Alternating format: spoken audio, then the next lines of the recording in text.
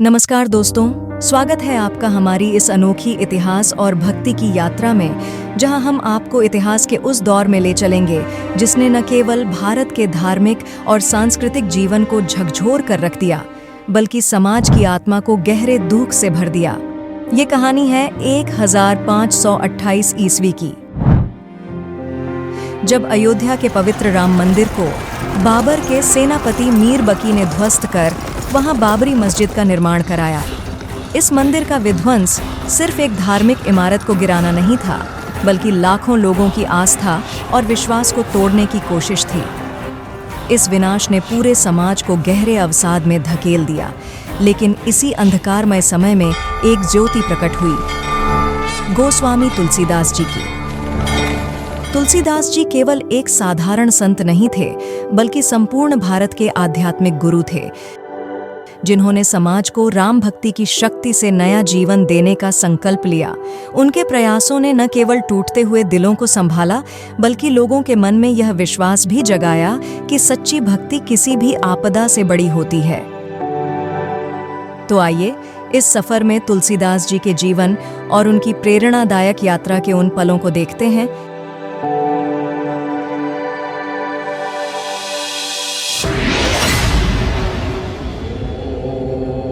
संत और सनातन चैनल में आपका स्वागत है।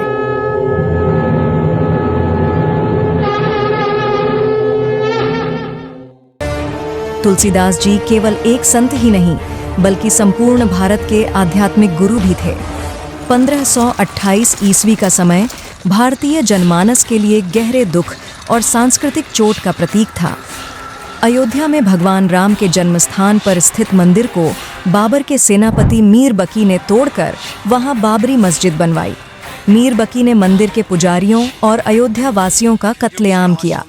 इस घटना ने न केवल धार्मिक आस्था को ठेस पहुंचाई, बल्कि समाज में गहरी निराशा और इस्लाम का डर भी फैल गया। गोस्वामी तुलसीदास जी की उम्र जब 17 वर्ष थी, तब भारत में धार्मिक उथल-पुथल और मुस्लिमों द्वारा कत्लेआम अपने चरम पर था। उनके जीवन काल यानी 1511 से 1623 ईस्वी के दौरान भारत में कई बड़े राजनीतिक और सांस्कृतिक घटनाक्रम हुए, जिनमें से एक प्रमुख घटना राम मंदिर के विध्वंस से संबंधित थी। तुलसीदास के जीवन काल में जिहादी आक्रांता बाबर ने 1526 से 1530 तक, हुमायूं ने 1530 से 1540 तक और 1555 से 1556 तक, अकबर ने 1556 से 1605 तक और जहांगीर ने 1605 से 1627 तक राज किया। तुलसीदास जी का जन्म 1511 ईस्वी में हुआ था, और जब 1528 ईस्वी में अयोध्या का राम मंदिर तोड़ा गया, तब वे लगभग 17 वर्ष के थे। इस त्रासदी ने उनके हृदय में राम भक्ति की भावना को और गहरा कर दिया। वे साधारण संत नहीं थे, उनका जीवन राम के आदर्शों और भक्ति से ओतप्रोत था।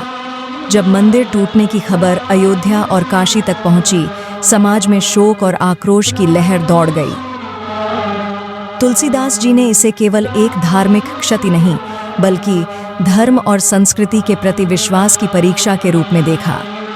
राम मंदिर के टूटने के बाद हिंदू समाज में गहरा दुख और निराशा थी। उस समय तुलसीदास जी ने देखा कि लोग धार्मिक अवसाद में हैं और मुस्लिम आक्रमण के कारण हिंदू समाज एकजुटता की कमी महसूस कर रहा है। राम मंदिर के विनाश के कुछ समय बाद तुलसीदास जी अयोध्या पहुंचे। वहां फैले गहरे अवसाद और टूटे हृदयों को देख उन्होंने ठान लिया कि लोगों के मन में राम के प्रति भक्ति की ज्योति फिर से प्रज्वलित करनी होगी। तुलसीदास जी ज्यादातर काशी में निवास करते थे। उन्होंने अपने जीवन में अयोध्या की कई यात्राएं की और वहां कई संतों के साथ सत्संग किया।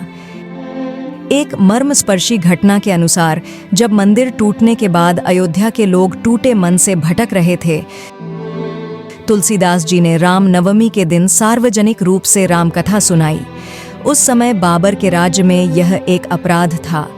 उनके शब्दों ने श्रोताओं को सांत्वना दी और उन्हें विश्वास दिलाया कि राम का सत्य और धर्म कभी नष्ट नहीं हो सकता। उस दिन से राम की कथा और भक्ति का पुनर्जागरण शुरू हुआ, जिससे समाज को नई दिशा मिली। अपने प्रवचनों और रचनाओं के जरिए वे लोगों को यह विश्वास दिलाने में सफल रहे कि भौतिक मंदिर का टूटना राम की भक्ति को खत्म नहीं कर सकता। रात के समय तुलसीदास जी सरयू नदी के किनारे ध्यान कर रहे थे। लोक कथाओं के अनुसार उस रात उन्होंने एक अद्भुत और अलौकिक दृश्य देखा। स्वयं भगवान राम और सीता देवी उन्हें दर्शन देने आए। रामचंद्र ने तुलसीदास जी को निर्देश दिया, लोगों को यह विश्वास दिलाओ कि मंदिर का विनाश मेरी उपस्थिति को मिटा नहीं सकता। मैं भक्तों के दिलों में बसता हूं। यह दर्शन उनके जीवन का एक महत्वपूर्ण मोड़ था। इस अनुभव ने उन्हें अद्भुत साहस और ऊर्जा दी, जिससे उन्होंने अपने जीवन का सबसे महान कार्य रामचरितमानस की रचना का संकल्प लिया। उन्होंने लोक भाषा अवधि में 1574 से 1577 ईस्वी के बीच रामचरितमानस की रचना की। इस महाकाव्य की रचना 2 वर्ष 7 महीने और 26 दिनों में पूरी हुई। तुलसीदास जी ने अपने सत्संग में श्रोताओं से कहा, जिसका राम नाम में विश्वास अडिग है, उसका कोई मंदिर नहीं टूट सकता। राम हमारे हृदय में निवास करते हैं। तुलसीदास जी के लिए राम मंदिर केवल पत्थरों से बनी इमारत नहीं थी, वह राम के आदर्शों का प्रतीक था। उन्होंने रामचरितमानस की रचना में स्पष्ट किया कि भगवान राम का वास जन जन के हृदय में है। राम कथा के माध्यम से उन्होंने लोगों को संदेश दिया कि यदि मंदिर टूट भी गया तो भी भगवान राम की महिमा और उनके आदर्श जीवित रहेंगे। यह केवल एक महाकाव्य नहीं था, बल्कि संपूर्ण भारत में धार्मिक पुनरुत्थान का प्रतीक भी बना। इस रचना ने रामकथा को आम जनमानस तक पहुंचाया, जिससे हर वर्ग के लोग भगवान राम के आदर्शों से प्रेरित हुए। मुगल आक्रांताओं के शासनकाल में तुलसीदास जी जैसे संतों की भूमिका बेहद महत्वपूर्ण हो गई थी, क्योंकि वे धर्म और भक्ति के माध्यम से लोगों में आशा और धैर्य का संचार कर रहे थे। आज के शब्दों में कहें तो तुलसीदास जी एक जननायक थे। उनकी रचनाएं जैसे विनय पत्रिका, हनुमान चालीसा और रामचरितमानस ने समाज को एक नई दिशा दी। उनका संदेश यह था कि भगवान राम हमारे हृदय में बसते हैं और मंदिर टूटने से उनकी महिमा कम नहीं होती। राम मंदिर विध्वंस के समय गोस्वामी तुलसीदास जी का जीवन भक्ति और प्रेरणा का स्रोत बना। उन्होंने धार्मिक उथल-पुथल के समय भी समाज को राम कथा के माध्यम से सांत्वना और नई दिशा दी। उनकी रचनाएं इस बात का प्रतीक हैं कि ईश्वर की भक्ति को किसी भी भौतिक शक्ति से दबाया नहीं जा सकता। तुलसीदास जी का जीवन इस बात का उदाहरण है कि धर्म और भक्ति के माध्यम से हर विपत्ति पर विजय पाई जा सकती है। शायद सनातनियों को आज यह बात समझ आ गई होगी कि कष्ट और दर्द ही आपको महान कार्य करने के लिए प्रेरित करता है, और ईश्वर की भक्ति और विश्वास भी कष्टों के समय में परखी जाती है।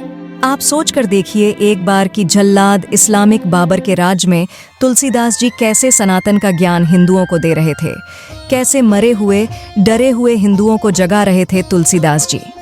तुलसीदास जी के रामचरितमानस के बाद आज 21वीं सदी तक कोई महान काव्य नहीं लिखा गया। हमें रामचरितमानस पाठ से पहले तुलसीदास जी जैसे महान संत और भारत गुरु को नमन करना चाहिए। कबीरदास जी ने कहा है कि गुरु गोविंद दो खड़े काके लागू पांव, बलिहारी गुरु आपने जिन गोविंद दियो बताए, यानी गुरु का स्थान भगवान से भी पहले है। दोस्तों, यह सिर्फ एक कहानी नहीं है, बल्कि हमारी आस्था, भक्ति और संस्कृति की जड़ें हैं। गोस्वामी तुलसीदास जी ने हमें सिखाया कि विपरीत परिस्थितियों में भी विश्वास की ज्योति बुझने नहीं देनी चाहिए।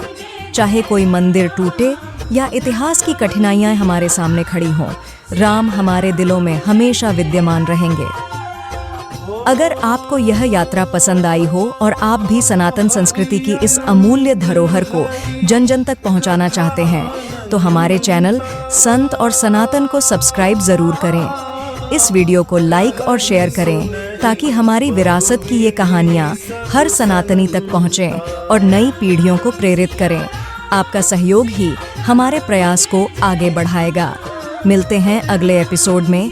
जय श्री राम, जय मातृभूमि।